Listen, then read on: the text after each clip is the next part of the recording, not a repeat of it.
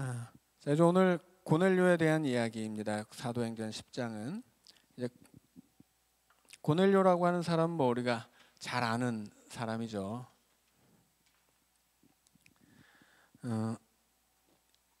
큰 줄기에서 보자면 이제 예루살렘에서 땅 끝까지 복음이 전파돼야 할 텐데 그 가운데 이 유대인이 이 민족의 장벽을 넘어서 이방인에게 그 복음을 가지고 나아가는 것이 굉장히 큰 일이었는데 이 고넬료가 그것을 가능하게 해주는 사람이었습니다. 물론 고넬료 혼자 한 이야기, 혼자 했던 것은 아니고 베드로와 같이 했었죠. 자, 그래서 베드로와 고넬료가 하나님 앞에 쓰임을 받고 두 사람이 힘을 합쳐서 이제 복음을 이 유대인에게서 이방인에게로 끌어내는 사건이 이 10장의 이야기입니다. 자, 먼저 고넬료라는 사람이 나오죠. 고넬료라는 사람은 이달리아 부대라는 군대 백부장입니다. 로마 군대의 장교이죠. 자, 그런데 경건하여 온 지방과 더불어 하나님을 경외하고 백성을 구제하고 항상 하나님께 기도하는 사람입니다. 자, 1절이 고넬료에 대한 사회적인 신분에 대한 설명이라면 2절은 고넬료가 가지고 있는 신앙에 대한 설명이에요. 사회적으로 고넬료는 로마의 장교입니다. 유대인이라 이 팔레스타인 지역에서 뭐 막강한 권력도 있겠고 뭐 힘도 있고 나름 뭐 대단한 사람이죠. 그런데 그가 가지고 있는 신앙은 하나님을 믿는 거예요. 물론 그가 유대교로 개종을 하진 않았습니다. 그 시대에 이 유대인의 신앙을 공유하지만 할례를 받지 않은 사람들을 하나님을 경외하는 사람이라고 부를 수 있습니다. 자, 그러니까 이 사람은 어떻게 보면 하나님을 믿는 신앙을 가지고는 있지만 그 하나님의 백성이라고 자부하는 유대인들에게는 여전히 이방인에 지나지 않습니다. 왜냐하면 할례를 받지 않았기 때문이죠. 그래서 하나님을 경외하는 사람이라는 명칭 자체는 하나님을 믿지만 할례를 받지 않았기 때문에 유대인이 될 수는 없었고, 그래서 하나님을 믿음에도 불구하고 유대인에게 이방인으로 배척받는 사람들이 바로 하나님을 경외하는 사람들입니다. 자, 그런데 그렇다면 우리가 이제 앞서 9장에서 사울의 이야기가 있었죠. 사울이 다메섹으로 가다가 예수님의 음성을 듣고 이제 회개하고, 그리고 다메섹에 가서 막 복음을 전하는데 어떻게 됩니까? 아무도 믿어주질 않죠. 그가 다메섹에서 도망쳐서 예루살렘 성으로 가서도 그렇게 복음을 전하려고 했는데 뭐 별로 이렇게 사람들이 믿어주지 않았죠. 왜냐하면 그가 이제까지 해왔던 일이 있기 때문이죠. 그의 출신이 바리새파이고 그가 바리새파로서 해왔던 일들이 있기 때문이에요. 그렇다면 고넬료도 마찬가지였겠죠. 고넬료도 자기 나름의 신앙이 있고 그 자신은 그 신앙 때문에 이스라엘 백성을 수탈하지 못하고 오히려 구제하는 사람이었고, 그는 로마인임에도 불구하고 하나님께 기도하는 사람이었지만 아마 아무도 안 믿어줬을 거예요. 마치 사울이 예수님 음성을 듣고 회개했어도 그의 출신과 이제까지의 행적 때문에 아무도 믿어줄 수 없었던 것과 똑같죠. 누가 믿어줬겠어요. 일본의 앞잡이로 일본 사람이 우리나라 일제강점기에 와가지고 막 다른 일본인들은 다 수탈하고 폐악을 부리는데 어느 사람 하나만 잘한다고 하더라도 그 사람을 믿어주기는 어려운 일이었겠죠. 자, 그래서 고넬료는 사실은 하나님을 경외하는 사람이지만 유대인으로부터 이방인으로 멸시받고, 그리고 결코 그들과 함께할 수 없는 이방인으로 배척받았을 겁니다. 자, 그럼에도 불구하고 그래도 그는 계속 그렇게 살아왔다는 거죠. 그는 언제나 하나님께 기도하는 사람이었고 기도하기 때문에 구제하는 사람이었습니다. 고넬료에 대해서 두 가지 하나님이 말씀을 하죠. 너의 기도와 구제를 하나님이 기억한다. 하나님이 이 세상에 모르시는 게 있겠습니까? 아니죠. 하나님은 모든 것을 다 아세요. 그런데 특별히 내가 너를 안다라고 말씀하지 않고 고넬료의 기도와 구제를 기억한다 라고 말할 때는 이것은 뭐 단순히 알고 있다 그런 차원이 아니고 너의 기도와 구제를 내가 인정한다 혹은 존중한다. 내가 그거 마음에 품고 있다. 그래서 너의 기도와 구제는 결코 헛되지 않다. 뭐 이런 여러 가지 뜻을 품고 있겠죠. 그런데 기도와 구제만이 아니죠. 기도라고 하는 건 뭐예요? 이것은 그의 신앙이에요. 구제는 뭐예요? 그의 삶이죠. 하나님은 고넬료의 신앙의 삶을 기억하신다 하는 거예요. 세상 사람들은 그의 기도의 신앙의 삶을 몰라요. 인정하지 않습니다. 같은 신앙을 가지고 있는 유대인들은 그를 이방인으로만 여기고 그를 의심하고 인정해주지 않았을 거예요. 하지만 고넬료는 그렇게 자기가 가진 신앙을 가지고서 자신의 신분과 자신의 기득권을 다 포기하고 그리고 유대인들을 구제하고 늘 하나님 앞에 기도하는 사람이었죠. 사람은 알지 못해도 하나님은 아신다는 거예요. 하나님은 그의 신앙과 그 신앙의 삶을 기억하신다라고 하는 거죠. 그래서 하나님이 이제 그가 기도하는 때 그에게 환상을 보여주시죠. 베드로라 하는 시몬을 청하라. 그는 지금 무두장이 시몬의 집에 유숙하고 있다. 그 집은 해변에 있다. 아주 뭐 자세히도 말씀해 주시는데 베드로가 어떤 사람인지는 잘 모르죠. 그러니까 베드로를 청해라 이야기하시는데 그에 대해서 알려준 것은 두 가지죠. 그가 지금 바닷가에 있다. 그 바닷가에 있는 무두장이 시몬의 집에 유숙하고 있다. 그런 거예요. 그의 이제 위치, 그게 지리적인 위치도 나오죠. 지리적인 위치는 해변이에요. 해변. 욥바에 있는 해변이죠. 자, 그런데 시몬의 집이라고 하는 곳은 단순히 지리적인 위치를 말하는 게 아니죠. 지난 시간에 말씀드렸듯이 무두장이라고 하는 것은 그 시대에 가장 천한 천민이에요.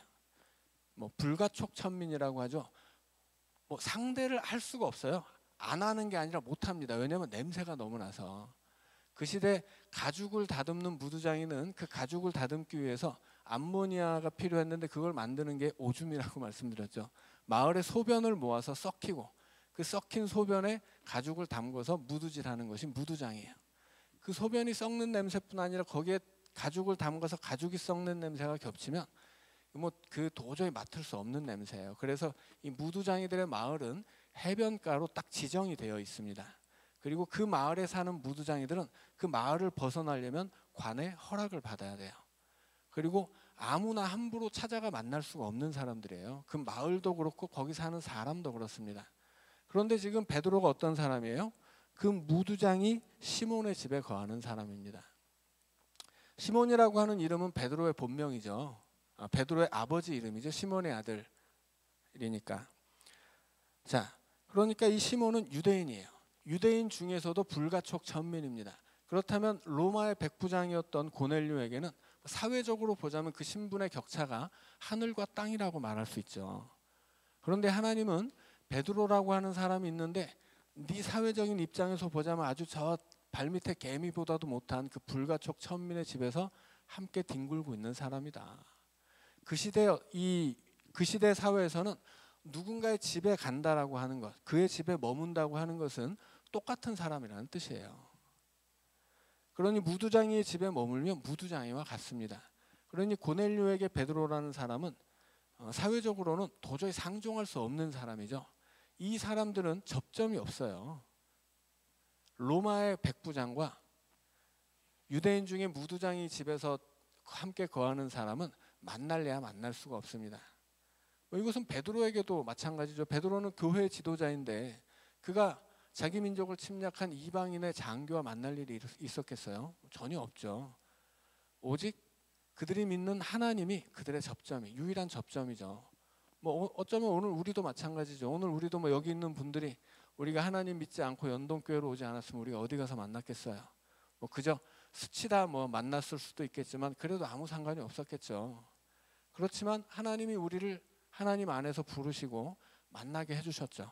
우리 안에도 고넬료와 무두장이처럼 로마의 백부장과 무두장이처럼 그 사회적으로는 많은 차이가 나는 사람들도 있어요. 그러나 그것은 뭐 세상의 기준일 뿐이지 우리 안에서는 아무것도 아닌 거죠. 세상의 기준을 가지고 와서 나 세상에서 대단한 사람이 하는 사람들은 교회 안에서 하나가 되기가 어려워요. 우리가 교회로 모일 때는 그 세상의 계급장은 다 뛰어야 되는 거죠. 내가 세상에서 뭘 하던 사람이건 뭐 세상에서 잘났든 못났든 가졌든 못 가졌든 아무 중요한 게 아니에요. 우리에게 중요한 건 뭐예요? 하나님의 부르심인 거죠. 우리는 부름받은 하나님의 자녀들이고 여기서는 다 하나님의 자녀라고 하는 거예요. 그것이 중요하죠. 그래서 나중에 보면 이 베드로가 고넬료의 집에 갔을 때 고넬료가 어떻게 해요? 넙죽 엎드려서 절을 합니다. 이건 세상에서는 있을 수 없는 일들이 교회에서는 일어나야 한다는 이야기예요. 자, 그렇게 이제 고넬료에게 하나님이 나타나셔서 네 기도와 구제, 그 신앙과 신앙의 삶을 나는 기억하고 있다. 유대인들은 다 아무도 인정하지 않고 너를 의심해도 나만은 너를 알고 있다라고 하는 거예요. 그래서 너에게 이제 말하는데 베드로를 데려와라 이야기하시죠. 이제 베드로를 데려오면 그 베드로를 통해서 그 고넬료의 집에 복음이 전파되고 그 사건을 통해서 예루살렘 교회는 이방인들에게도 성령이 임하고 이방인들도 하나님 믿고 구원받으며 이방인도 유대인과 다름없는 하나님의 자녀가 될 수 있다라는 사실을 이제 알게 될 것입니다. 자, 9절에 보면 이튿날 그들이 길을 가다가 라는 말이 나오죠. 그 이튿날은 이제 고넬료에게 하나님이 말씀하신 그 다음 날이에요. 그 다음 날 그들이 베드로에게 가고 있을 때 고넬료의 부하들이 베드로를 이제 모시러 가고 있을 때 그때 하나님이 베드로에게도 나타나셨다고 합니다. 만약에 고넬료가 사람을 보내지 않았으면 이제 하나님도 뭐 베드로에게 뭐 환상을 보여주고 뭐 가라고 하실 이유가 없는 거죠. 마치 이 요한복음에서 예수님이 이 결혼식 잔치에 참여했을 때 그 포도주가 떨어지잖아요. 포도주가 떨어졌을 때 마리아가 예수님 이 집에 포도주가 떨어졌습니다 하니까 처음에는 그게 나와 무슨 상관이냐 그렇게 말씀을 하시죠. 아직 내 때가 되지 않았다 말씀하세요. 그때 마리아가 그 집 하인들을 불러서 이분이 뭐라고 하시든 그대로 해라 그렇게 이야기하죠. 그건 뭐냐면 예수님이 아직 나의 때가 되지 않았다는 건 무슨 뜻이냐면 아무도 예수님을 믿지 않았다는 뜻이에요. 예수님이 기적을 베푸실 때마다 네 믿음이 너를 구원했다 말씀하시는데 아무도 믿지 않았을 때는 예수님도 기적을 베풀지 못하시는 거죠. 그래서 예수님이 고향에 가셨을 때는 뭐라고 말씀하세요? 선지자들이 환영받지 못한다 그렇게 말씀하시면서 마가복음은 그랬기 때문에 거기서는 기적을 베풀지 못했다 그렇게 기록합니다.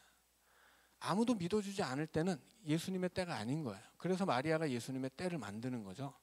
그래서 니들이 이분이 무슨 말씀을 하든 그대로 해라 라고 해서 항아리에 물을 채우라니까 채웠고 갖다 주라고 하니까 갖다 주었죠.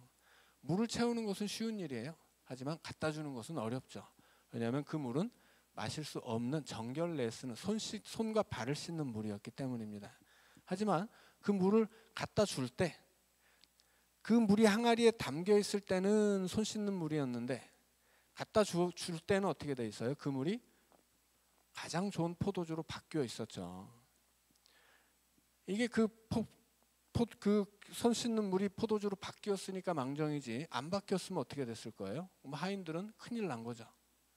주인집 잔치를 뭐 망치려고 작정을 하지 않은 이상에 정결례에 쓰는 손 씻고 발 씻는 물을 잔치에 먹으라고 갖다 줘서는 안 되거든요. 그러나 예수님의 말씀에 순종하는 가운데 그 물이 포도주로 변화된 거예요.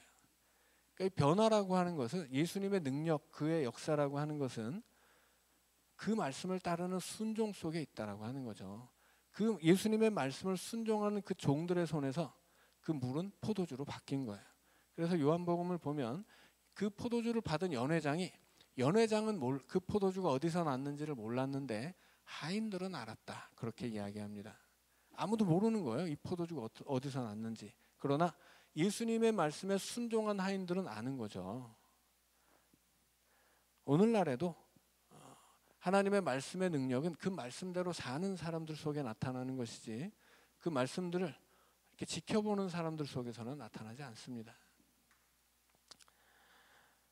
고넬료가 하나님의 말씀을 듣고 사회적으로는 저기 뭐 발에 낀 때만도 못한 이 무두장이 집에 살고 있는 베드로를 초청했단 말이에요.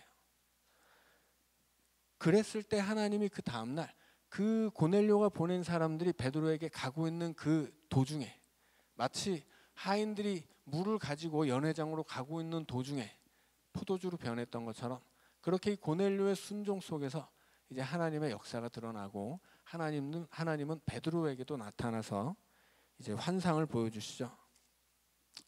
환상을 보여주시는데 하늘에서 그 기도하는 시간에 하늘에서 보자기가 내려왔다고 합니다. 제6시라고 하는데 성경에 나오는 시간에 항상 6을 더하면 우리가 쓰는 시간이에요. 그래서 제6시면 6을 더하면 12죠. 12시가 됩니다. 우리 시간에 12시 정도에 베드로가 기도를 하는데 하늘에 열리고 그릇이 내려옵니다. 이건 물론 이제 환상이죠. 진짜로 내려온 게 아니라 그런 걸 본 거예요. 베드로가 보니까 그 보자기 안에 막 온갖 것들이 다 들어 있어요. 그래서 뭐 네 발 가진 짐승 기는 것, 공중에 나는 것. 그러니까 뭐 여러 가지 생명이 있는데 그 중에 유난스러운 것이 기는 거죠. 기는 것은 다 부정한 겁니다. 기는 것들은 땅에 배를 붙이고 기어다니는 거죠. 땅과 몸이 하나가 되어서 사는 것들, 이것들은 다 부정한 것들이에요.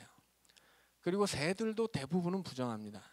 왜냐하면 새들은 주로 시체를 먹고 살기 때문이죠. 자, 그래서 뭐 이 보자기에 담긴 것들은 부정한 것도 있겠고 부정하지 않은 것도 있는데 하나님은 가리지 말라고 이야기를 하시는 겁니다. 그래서 베드로가 뭐라고 이야기해요? 주여, 그럴 수 없나이다. 이게 무슨 황당한 소리예요? 하나님이 먹으라 하는데 싫어요. 그런 거죠. 왜 싫어요라고 합니까? 속되고 깨끗하지 아니한 것을 내가 결코 먹지 아니하였나이다. 속되고 깨끗하지 아니한 건 뭐예요? 정결하지 않은 것, 부정한 거예요. 부정한 것 왜 먹지 않았습니까? 하나님이 율법으로 금지했기 때문이죠. 베드로가 부정한 것을 먹지 않은 이유는 하나님 말씀 때문이에요. 그런데 하나님 뭐라고 말씀하셨어요? 먹으라고 말씀하시잖아요. 하나님의 말씀을 믿는 그 신앙으로 하나님의 말씀을 거절하고 있는 거예요.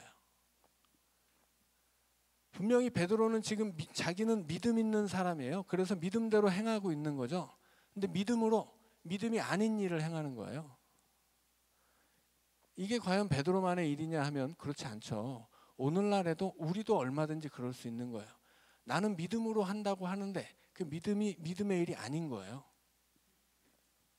나는 교회를 위해서 일한다고 하는데 그게 교회를 위한 일이 아닐 수도 있다는 거죠. 이건 뭐예요? 이건 믿음이 아니라 고집이에요. 이런 거를 성경의 다른 말로 이야기하자면 자기의라고 말할 수 있어요. 주로 바리새파가 가지고 있던 거죠. 바리새파가 율법주의자들이잖아요. 자기들이 가지고 있는 율법을 철저하게 지켜요. 그런데 그 율법은 이미 하나님의 뜻에서 벗어났습니다. 그런데 자기들 딴에는 이게 하나님의 뜻이라고 굳게 믿고 있는 거예요. 그래서 그 율법을 가지고 나는 율법을 잘 지키는 사람이 되어서 율법을 지키지 않는 사람들을 막 정죄하거든요. 너희 나쁜 놈, 약한 놈, 율법을 지키지 않고 기준이 없는 놈, 뭐 이렇게 막 정죄를 한단 말이에요. 그래서 그들은 나름대로 자기들의 믿음을 가지고 살지만 그게 믿음이 아니었다는 거예요. 지금 베드로도 하나님의 말씀 앞에서 하나님의 말씀 때문에 하나님의 말씀을 지키려고 하나님의 말씀을 거절하고 있어요. 이게 굉장히 심각한 일인 거죠. 그래서 하나님은 네가 이걸 먹어야 된다 말하는데 싫어요. 나 여태까지 이런 거 안 했잖아요.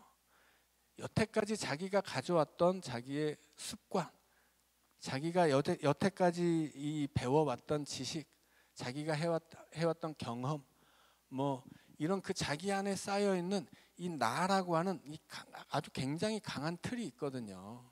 그게 쌓이면 그 근본 바닥에는 하나님의 말씀이라고 하는 것이 있지만 어느새 쌓이다 보면 내가 그 나라고 하는 것이 그 하나님의 말씀을 덮어버려서 하나님의 말씀은 보이지 않고 하나님의 뜻은 보이지 않고 그저 거기 나밖에 남아있지 않은 상태가 되는 거예요. 자, 그래서 우리가 늘 자신을 경계해야 되는 거죠. 자기를 늘 말씀에 비추어서 자기를 고치고 바꾸고 변화시키고 내가 지금 똑바로 믿고 있는 건지 내가 지금 똑바로 살고 있는 건지 이것 되돌아보지 않으면 결국 자기 고집과 아집에 빠지게 되어 있어요. 그래서 내 생각 속에서 나만 옳고 다른 사람은 다 틀리게 되는 거예요. 자, 그것이 대단히 위험한 신앙이죠. 실은 뭐 예전에 이 독일이 2차 대전 당시에 유태인들을 엄청 죽였잖아요. 그 수많은 유대인을 죽인 이유가 뭐냐면 이 민족이, 이 유대인 민족이 예수님을 죽였다는 거예요. 그 시대의 독일은 95%가 캐톨릭 신자였거든요. 나머지 5%는 개신교 신자였습니다. 그 시대 독일에서는 하나님 믿지 않은 사람이 없었어요. 그런데도 불구하고 이웃을 사랑하기는커녕 그 많은 사람들을 때려잡았는데 그게 그 근거가 신앙이었다는 거죠. 어떤 때는 우리의 신앙이 병들고 왜곡되기 시작하면 사람 죽이는 도구가 될 수도 있는 거예요. 남을 막 총으로 쏴 죽이면서도 이게 하나님 뜻이라고 기뻐한다니까요. 그래서 이 독일군하고 연합군하고 싸울 때 그 사람들을 맨날 하는 일이 뭐겠어요? 전쟁하러 가기 전에 예배하고 기도하고 하나님 오늘 적들을 다 때려잡게 해주세요. 근데 사람이 사람을 죽이는 그 전쟁의 자리에 무슨 하나님 편이 어디 있겠어요? 그런데도 이 어리석은 사람들은 하나님이 내 편이라고 믿는 거예요. 그게 이제 이 베드로의 태도가 그런 거죠. 주여, 그럴 수 없나이다. 나는 내 신앙이 있어요, 하나님조차도 내 신앙은 좀 하나님 지금 나한테 뭐라고 하시는 거예요? 이런 좀 어처구니 없는 소리를 하게 되죠. 16절에 보면 이런 일이 3번 있었다 그럽니다. 베드로가 예수님 3번 부인했던 것처럼 하나님이 먹으라고 하는데 저 싫어요. 이걸 3번 했다는 이야기예요. 지금 베드로가 그 복음서처럼 아직 뭐 예수님의 뜻이 뭔지도 모르고 뭐 성령 임하지도 않고 그런 사람이라면 모르겠는데 지금 베드로는 성령이 임하고 엄청난 사도가 됐음에도 불구하고 그가 가지고 있었던 그 신앙의 어떤 뭐라고 할까, 고집이라고 할까, 자기가 가지고 있었던 그것을 벗겨내는 것이 이렇게 어려웠다는 겁니다. 우리가 9장 43절에서 무두장이 집에 시몬 베드로가 무두장이 집으로 가잖아요. 이것은 뭐냐면 무두장이는 그 시대 유대인 안에서도 불가촉 천민이었습니다. 그러니까 베드로는 신분의 벽은 넘어설 수 있었다는 거예요. 우리 민족이라면 내가 저 불가촉 천민의 집이라도 간다라고 할 수 있었던 거죠. 그런데 이방인을 받아들이는 것은 어려웠다는 거예요. 율법이 정해놓은 부정한 것을 먹는 건 그렇게 어려웠다는 것은 이 시대 유대인들이 얼만큼 그 율법을 이렇게 벗어나는 것이 어려웠는가를 알 수 있게 해주는 대목이죠. 늘 말씀드리는 것처럼 이 시대 유대인들에게 율법이라는 건 마치 피부 같은 거예요. 이거 벗겨낼 수가 없어요. 벗기면 죽는 거예요. 태어나면서부터 죽을 때까지 율법을 배우고 지키며 살던 이 유대인들에게 율법을 벗겨내는 것은 정말 어려운 일인 거죠. 어쩌면 그 율법이 오늘 우리에게는 뭘까라고 생각을 해보면 이기심 혹은 뭐 돈에 대한 사랑 뭐 이런 걸 수도 있겠구나 생각이 들어요. 하여튼 사람이 오늘 우리가 사는 세상에서 사람이 태어나면 죽을 때까지 뭘 위해서 살아요? 돈을 위해서 살거든요. 나를 위해서 살고 요즘에는 특히나 뭐 옳고 그르고 이런 게 없는 세상이잖아요. 그냥 나만 좋으면 되고 나에게 이익이 되면 다 좋은 거잖아요. 그렇게 이기적이고 그렇게 돈만 아는 세상에서 도무지 하나님의 사랑을 위해서 나를 사용하고 돈을 사용한다라고 하는 것은 이건 마치 이 피부를 벗겨내는 것처럼 그렇게 어려울 수 있다라고 하는 거죠.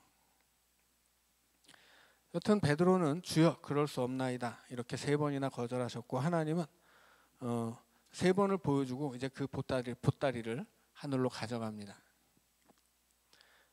자, 그리고 이제 베드로가 도대체 하나님이 보여주신 환상이 무슨 뜻인지 속으로 의아해하고 있었다고 합니다. 그때 마침 고넬료가 보낸 사람들이 시몬의 집에 찾아왔어요.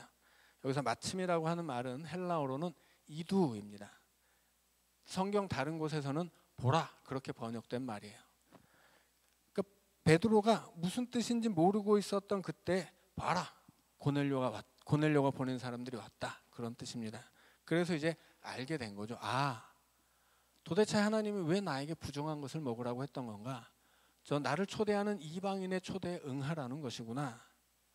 자, 그래서 이제 그때 그걸 이제 베드로가 이제 알게 되는 거죠. 그리고 이제 19절에 보면 성령이 그에게 말씀하시죠. 의심하지 말고 함께 가라. 내가 그들을 보내었다. 하나님이 환상을 보여주시는 것만으로는 안 됐다는 거예요. 그래서 성령이 그에게 말씀을 설명을 해주셨어야 되는 거죠. 왜냐하면 그만큼 그렇게 자기가 가지고 있었던 이 율법의 틀을 벗어버리는 것, 거기서 율법의 기준에서 벗어나는 것이 그렇게 어려웠다고 하는 거예요. 오늘 우리도 내 기준에서 벗어나는 것은 아마 그렇게 어려울 거예요. 하나님이 막 환상을 보여주고 성령이 귀에 들려줘야 그렇게 벗어날 수 있는 것이겠죠. 사도 바울도 마찬가지로 사도 바울도 예수님이 음성을 들려주시잖아요. 음성을 들려주지 않고 뭐 무슨 선지자를 누구를 보내서 말해주면 절대 안 들어먹었을 거예요. 이 자기가 가져온 이 자기만의 생각, 자기만의 고집, 이거 꺾는 것이 그렇게 어려웠다는 이야기입니다. 하지만 이제 하나님이 환상을 보여주시고 성령이 설명해 주시자 이제 베드로가 23절에 보면 그들을 불러들여 유숙하게 했다고 합니다. 이방인들이에요, 찾아온 사람들은. 근데 그 이방인들을 자기 집으로 받아들였다 하는 이야기죠. 하나님 앞에 저는 그럴 수 없나이다, 이렇게 3번이나 거절했던 베드로가 하나님의 뜻이 무엇인지를 깨닫고 자기를 찾아와 청하는 이방인들의 종들을 자기가 머물던 집으로 받아들였다고 하는 거예요. 그래서 이제 자기 집으로, 이방인이 자기가 머무는 집 안으로 그 이방인들을 받아들인 베드로가 이제 다음 날 그 이방인의 집을 이제 찾아가서 그 집에 들어가죠.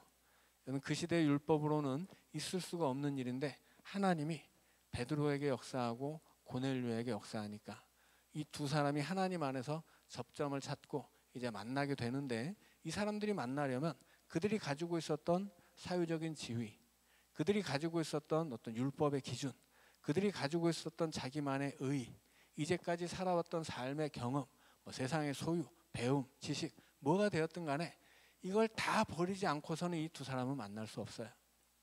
결국 오늘 우리도 하나님 안에서 만난 사람들인데, 우리가 연동교회 안에서 온전히 하나 되기 위해서는 우리가 세상에서 가지고 있었던 그것을 다 버리고 그저 하나님의 자녀로서 하나님 나라를 향해 살아가는 하나님, 이 땅을 사는 하나님 백성으로서 그렇게 만나지 않는다면 오늘 우리도 이 교회 안에서 그렇게 하나가 되는 그런 역사는 기대하기 어렵다라고 하는 것입니다.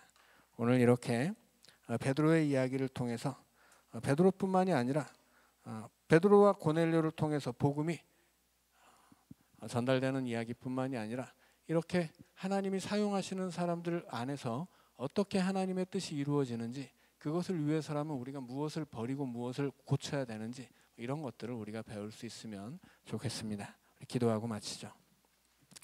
사랑의 하나님, 오늘도 우리를 불러서 연동교회 안에서 한 가족 되게 하시고 주님의 사랑으로 하나 되게 묶어주셨으니 감사합니다. 우리의 부족한 것들, 모나고 튀어나와 있는 것들 주님 꺾어주시고 온전히 주님의 사랑 안에 하나 되는 연동교회가 되어서 하나님이 기뻐하시는 교회, 능히 세상에 믿지 않는 영혼을 담아내어 구원할 수 있는 주의 몸된 교회로 세워 주시옵소서. 예수님 이름으로 기도하옵나이다. 아멘.